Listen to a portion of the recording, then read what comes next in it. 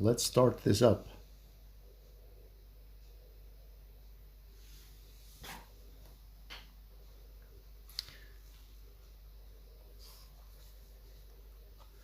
So now we will be starting a new project, adding tracks and removing tracks and naming and renaming tracks.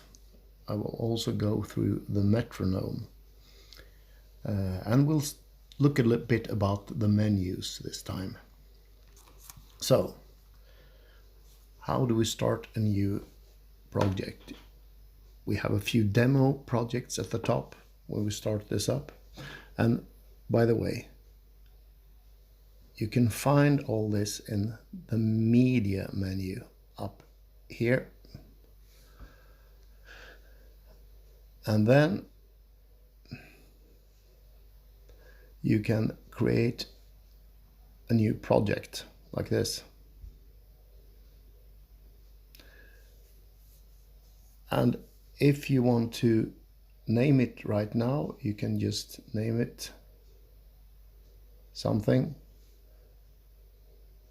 but we can rename that later, like that. It's now open and you can see it down here. It's in blue and you can rename it by tapping the E icon.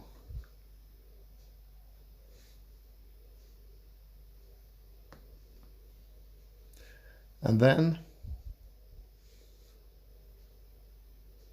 we can start adding tracks.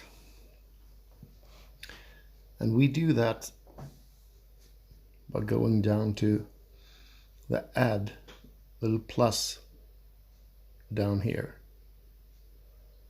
like this. And you can select MIDI or audio right from the beginning. We start with a MIDI track. And by default, I think is almost always the acoustic piano, like that.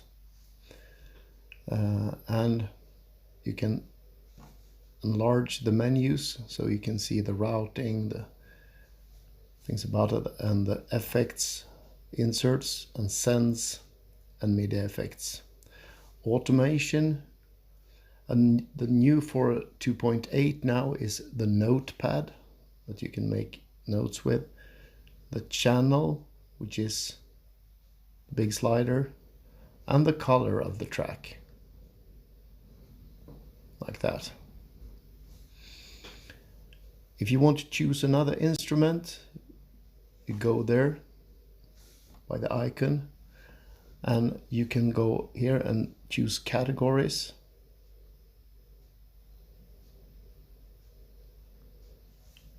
And you can browse through them like that.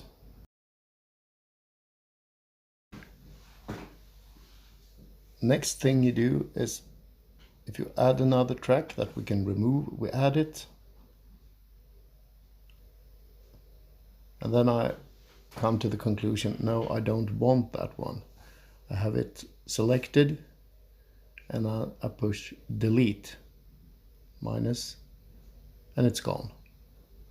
Another good thing is if you have something recorded on a track, but you also want to duplicate it, you can push duplicate, and then you have another version of it that you can use for another instrument, for instance, but with perhaps the same MIDI.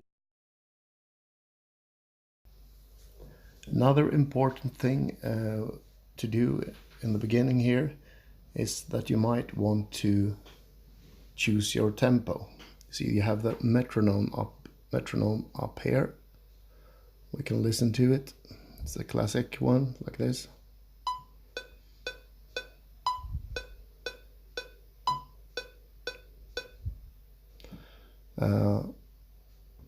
And we can choose to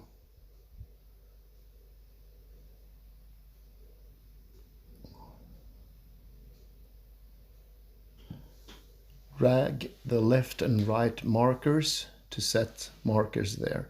Why do we want to do that? Well, because we might want to loop a certain point that we work with, like that. Push the loop icon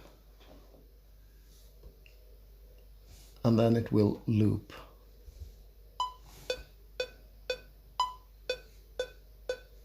Around those markers. But for setting of the metronome, we go up here and we can go for plus and minus, but we also can tap a tempo or simply drag up and down for perhaps 100 BPM.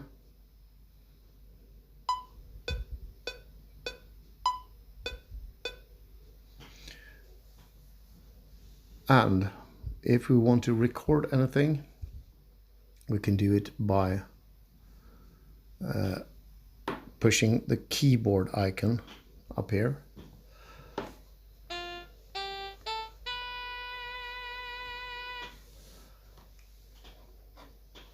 And we're going to go through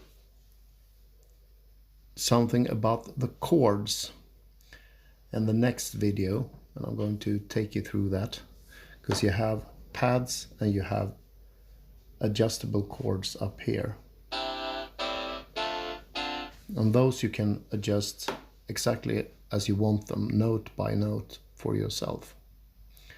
Okay, please subscribe, and we'll be back with more simple videos about Cubasis later. Make your requests about what you want to know about the app, and I'll be back.